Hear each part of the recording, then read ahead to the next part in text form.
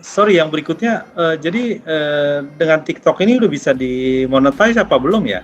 Oh, ini kalau target kita untuk TikTok itu sebenarnya lebih juga kepada target untuk traffic.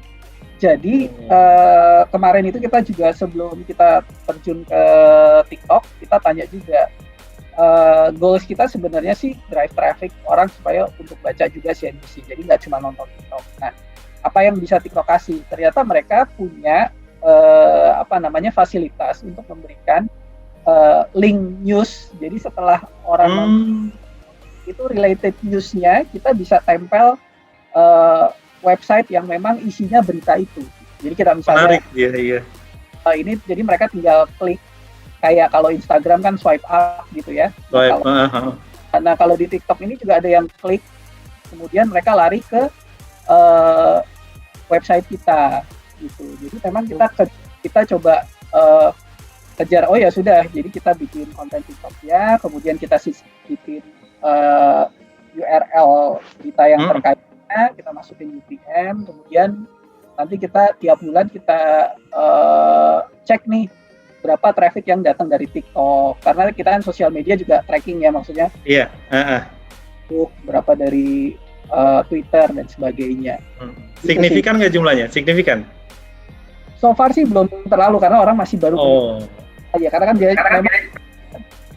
orang biasanya ya udah nonton TikTok terus swipe lagi ganti video yang lain gitu kan, belum terlalu terlihat sih, mungkin text time lah, masih kita coba. Iya betul ya, engagement butuh waktu. Ya silakan Fir. Thank you. Kalau saya sih ada kegelisahan ketika membaca CNBC itu. Itu mengingatkan kegelisahan yang sama ketika gue di kompas.com sebagai travel kontributor. Itu kegalauan antara menerapkan gaya travel blogger gue untuk diterapkan di news. Karena sebenarnya pelan-pelan itu secara nggak sadar mungkin ya, CNBC sendiri juga sama kayak gaya tulisan waktu itu adalah gue mencoba untuk berdamai dengan kebutuhan audiens. Bagaimana ternyata mereka lebih butuh ketika travel gitu ya, mereka nggak butuh tuh sejarah tempat itu seperti apa, bahwa Bung Karno pernah ada di National Palace-nya Kamboja lah, ada fotonya lah, Soekarno ada di Maroko, ya itu agak-agak, tapi atau misalnya bahwa Buddha itu pernah bertandang ke kuil inilah, they don't care about it gitu. They only care about is it good for my Instagram gitu. Is the food is good for experience for culinary gitu ya, kayak gitu-gitu aja. Mereka hanya sesimpel itu, sedekat itu gitu sebenarnya, seperti itu. Dan kalau dengan bahasa-bahasa yang wah ini rasanya lezat, nggak ada juga yang baca. Mereka lebih pengen tahu bahwa rahasia kenikmatan toge goreng Haji Oma adalah di itu, dia bikin sendiri kuahnya dari peninggalan zaman Jepang. Udah as simple as that gitu sebenarnya. Kita yang bikin ribet bang gitu ya. Nah CNBC itu sebenarnya sudah paling berdamai dengan itu. Nah cuman CNBC itu kalau menurut gue harusnya ada gaya-gaya blogger yang masuk di kolom tertentu lah bang. Itu akan jauh lebih membantu nantinya, terutama para pencari cuan seperti gue. Gitu ya, itu akan sangat lebih helpful. Gue lebih banyak, akhirnya untuk masalah lebih teknis gue lebih banyak ke duitmu.com gitu ya, atau investing.com.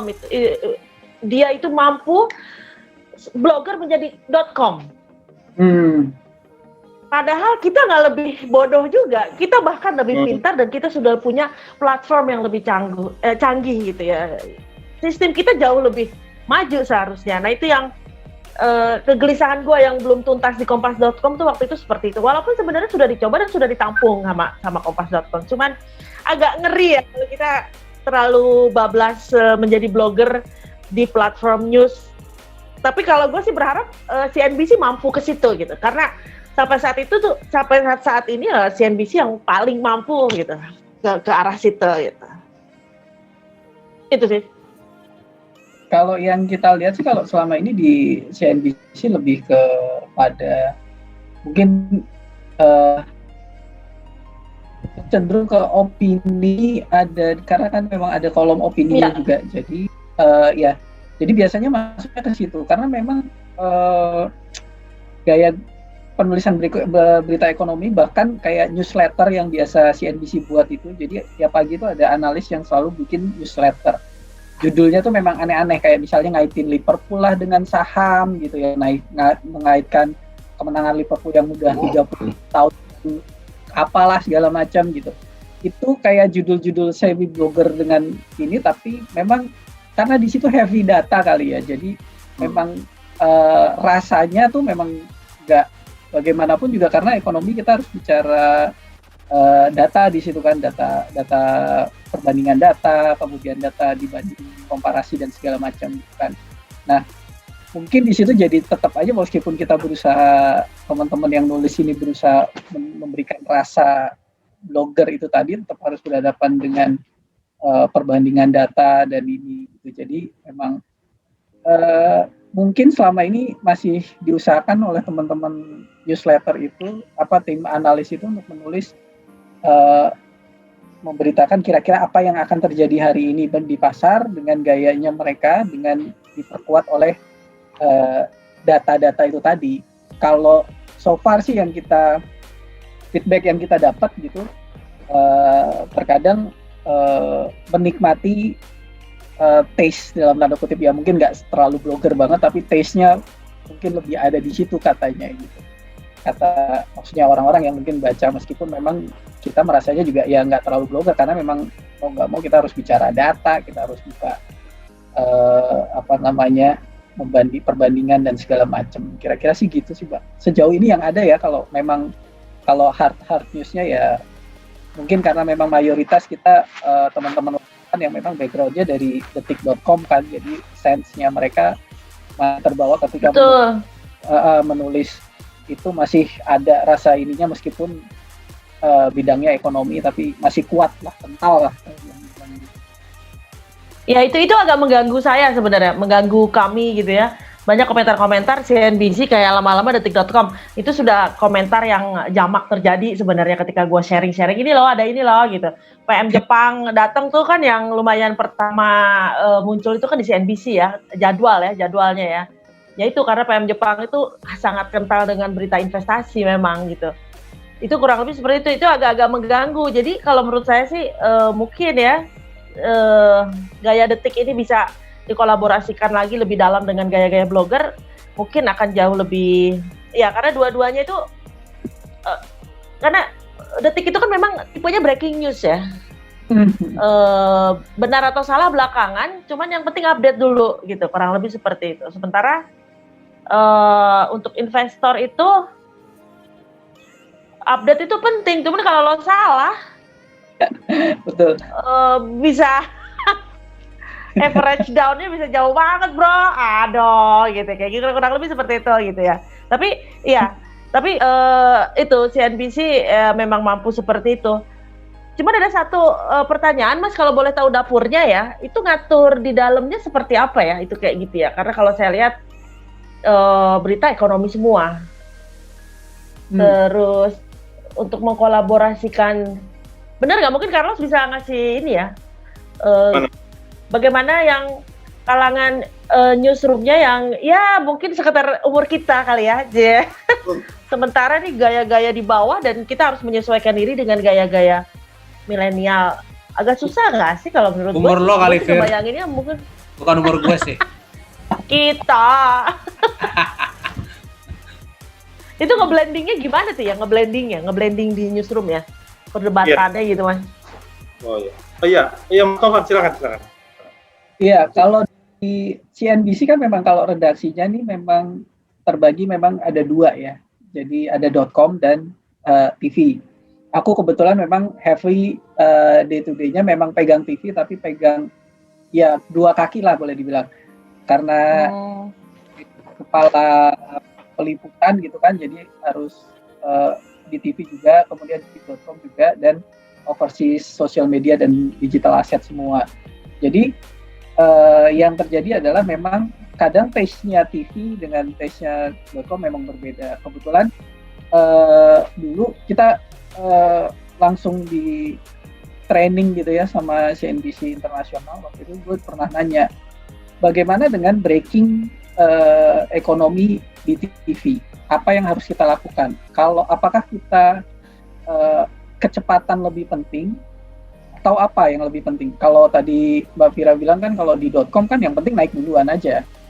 Salah gitu kan. Nah, kalau di TV penjelasan yang sampai sekarang masih teringat banget dan sampai sekarang kita train ke teman-teman TV di lapangan adalah berita ekonomi, breaking news ekonomi di TV itu harus berbeda. Kalian atau kami redaksi harus mengetahui apa yang terjadi dulu, bukan harus memahami apa yang terjadi, bukan kemudian memberitakan kejadian A langsung diberitakan tapi kita tidak tahu sebab atau apa, karena pengaruhnya sangat besar di pasar. Artinya kalau kalian memberi breaking news tapi kalian tidak tahu apa yang sebenarnya terjadi di pasar, kalian hanya menyulut ya nambahin bensin di kobaran api gitu. Jadi membuat orang makin panik, makin kalau misalnya market lagi crash ya makin sell off gitu kan. Tapi kalian harus mencari tahu dulu kenapa, apa yang membuat pasar jatuh begitu dalam. Coba cari tahu dulu segala macam, siapkan orang yang berkonten untuk ini, baru kalian keluar breaking news. Jadi tidak penting kecepatan itu, tapi membuat investor tahu apa yang sedang terjadi itu yang lebih penting. Apa yang sedang terjadi di pasar, apa yang sedang dialami di pasar, dan bagaimana membuat investor bisa mengambil keputusan. Apakah mereka, karena kan kalau begitu dengar sound breaking news aja kan, apalagi kalau dari CNBC, orang yang punya miliaran rupiah akan deg-degan dulu nih, ada apaan nih kan gitu segala macam, kenapa ini aset gua akan kayak gimana, hilang kayak gimana, kayak gitu. Itu yang ditanamkan dari sisi tanggung jawab redaksi gitu ketika misalnya muncul breaking news dan segala macam. Nah, kalau dari sisi .com memang kalau bicara dapurnya memang mungkin teman-teman yang memang sudah pengalaman, kebetulan kan memang satu atap dengan Detik Network dan memang timnya juga beberapa pernah membesarkan Detik gitu kan, Detik Finance dan segala macam, mungkin beberapa sudah kenal juga lah. Jadi mereka sudah terbiasa dengan membangun breaking news seperti itu gitu kan. Jadi memang perbedaannya memang ada perbedaan dalam tanda kutip bagaimana kita mengolahnya di situ. Oke. Bapak Carlos mungkin ada pertanyaan tadi? Enggak, tadi kan Vira yang tanya kalau di newsroom macam newsroom kita dulu, Vir, ya jadi artinya memang ada itu apa? Ada culture gap, ada beda budaya ya, karena kan kalau ya kayak kita, Vir ya, kita kan bukan sosial media natif kalau kita kan ya. Kalau kita kan ini kita bukan natifnya, kita tuh rantau di sosial media. Nah, jadi dengan teman-teman milenial ke bawah ini ya harus beradaptasi. Nah, disitulah waktu itu kami mulai dengan liputan vlog gitu kan. Kita tayang di TV terrestrial gitu, yang penontonnya beragam, tapi kemudian gaya penyampaiannya dengan gaya vlog. Sejauh ini sih itu vlog itu bagus rating share-nya karena memberikan efek kejutan bagi pemirsa ya. Pemirsa itu sekarang nggak suka lagi dengan shot-shot yang artinya kalau untuk yang buletin berita gitu, kita selipkan liputan vlog, mereka itu senang karena memberikan efek kejutan ketika pengambilan gambarnya kena ombak, goyang-goyang kan.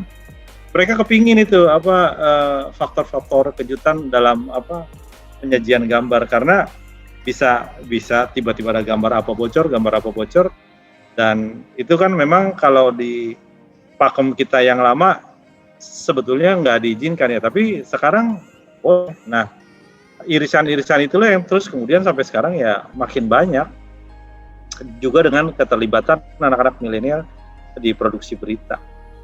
Itu sih. Silakan Mas Bayu. Nah, terus kalau dari gua lebih penasaran ke cara penyajian beritanya gitu ya. Kalau dari sisi presenting, kalau misalnya kita tonton CNBC TV gitu ya, CNBC Indonesia TV, itu masih pakem standar broadcast banget, bener nggak? Oh. Nah, tapi kalau udah masuk ke podcast, nah itu berubah total. Itu satu. Nah, pertanyaannya jadi lebih, tapi mungkin begini, waktu pemretnya masih Hera, ada saatnya di mana Hera itu mulai ngeblend penyampaian yang apa ya, yang mungkin tidak konvensional atau tidak sesuai dengan standar broadcast pertelevisian itu ketika dia siaran.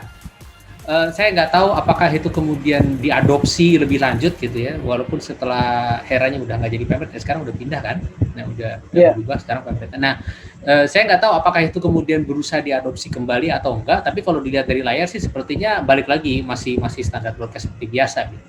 Nah, yang benar-benar apa ya, lepas begitu ya cara penyampaiannya, itu benar-benar di podcast. Nah, dari sisi redaksi, apakah itu keputusan yang dilakukan secara sadar, conscious decision kalau bahasa Inggrisnya begitu ya, maksudnya yang keputusan yang diambil berdasarkan strategi yang memang sudah menjadi kesepakatan begitu loh.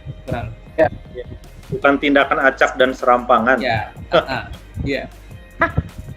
Sebenarnya memang kalau ke sisi podcast gitu, ketika kita mengawali ini gitu, kita berpikir mengenai apa saja yang bisa kita sajikan ke audiens. Kita doing research juga gitu. Media-media lain di podcast itu sebenarnya kayak gimana? Kayak misalnya Tempo, kemudian BBC gitu kan. Oh, ternyata mereka juga baca-bacain, hanya masuk sekedar bacain berita gitu.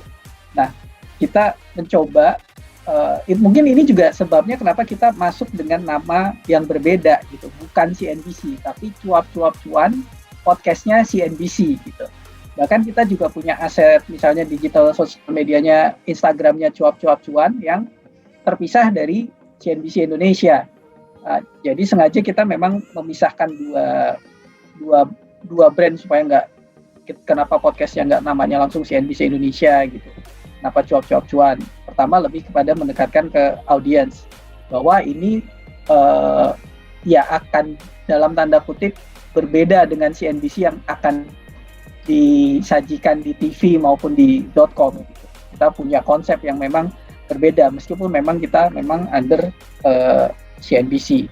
Konten-kontennya mendekati ke sana. Kemudian dari sisi konten digital dan Instagramnya juga kita lebih kepada edukasi orang mengenai, ya terakhir kita bikin soal creator pool yang lagi booming, janda bolong dan segala macam, kita ngejelasin apa itu investment creator pool dan segala macam. Sementara ini untuk konten podcast itu kita ada tiga jenis. Yang pertama wawancara narsum langsung gitu ya, seputar saham atau yang sedang lagi tren, kayak kemarin kita bahas Omnibus Law dengan Prof. Jimli gitu kan. Ya kebayang kalau anak ekonomi ngomongin ekonomi sama orang ahli hukum gitu kan. Jadi emang gregetnya memang justru di situ terjadi yang sangat cair juga di situ. Kemudian saham segala macam, ahli-ahli saham lah, pakar saham, investment dan segala macam. Waktu rame-rame Joska juga kita ngobrol sama financial planner, bedanya apa sih gitu supaya mereka nggak terjebak dengan hal-hal yang berujung pada investasi bodong dan segala macam. Kemudian kita juga punya segmen koneksi, konten ekonomi seksi. Nah itu kebetulan gua hostnya satu sama head risetnya Mas Arief Gunawan. Jadi kita ngobrolin ringan banget, seringan-ringan mungkin, bahwa gua nggak tahu, bahwa gue bukan orang yang selalu tahu tentang ekonomi. Kita diskusi di situ, kita kayak kita gini lah ngobrol gitu, kemudian kita taruh di podcast segala macam gitu. Kemudian Mas Argun sebagai head research yang dalam tanda kutip ya sebagai orang yang mungkin pernah riset dan menjelaskan dengan gaya gurunya dia, maksudnya kayak guru ngejelasin ke murid gitu kan. Tapi ya bercanda-bercanda, ngomong-ngomong segala macam gitu kan. Kemudian terakhir itu di weekend kita punya segmen namanya Riskan. Riskan itu rekap informasi dalam sepekan. Jadi informasi-informasi yang dalam sepekan itu recap yang kebetulan kita lihat di Google Analytics kita memang dapat highlights banget dari pembaca kita gitu. Misalnya ada beberapa berita yang memang bulan minggu ini kita yang banyak dibaca itu soal A, B, C, dan D gitu. Jadi kita rekap dan sedikit kita ulas di situ. Dan kita juga nggak melibatkan banyak news anchor sih. Jadi memang news anchor yang emang masih dalam tanda kutip muda dan punya spirit yang ngobrolnya santai gitu yang kita libatkan di situ. Dan syukurnya adalah kita kemarin di 6 bulan itu kita udah bisa masuk tembus 200 top podcast Indonesia gitu. Dari 150 gitu kan. Bahkan paling tinggi kita sampai 120 ranking top podcast Indonesia gitu. Kita lihat analitiknya ya grow-nya lumayan, berarti memang kita coba pertahankan itu dulu gitu. Kira-kira gitu sih kalau dari rekapnya cuap-cuap cuan ini isinya apa aja gitu. Coba kita dengerin dulu ya, cuap-cuap cuan ini.